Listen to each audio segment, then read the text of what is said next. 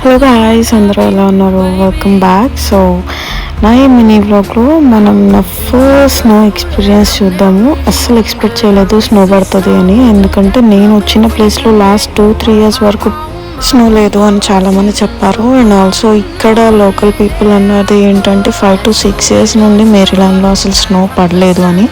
But unexpectedly కోరుకున్నట్టే snow పడింది. So my first snow experience చాలా చాలా చాలా మంచిగా అనిపించింది. చాలా ఎంజాయ్ చేసాము.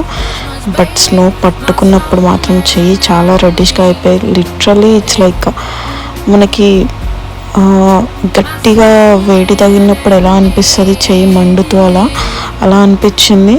సో అది ఓన్లీ స్నో పట్టుకున్నప్పుడు. బట్ క్లైమేట్ అయితే చాలా బాగుంది, చాలా ఎంజాయ్ చేసాం.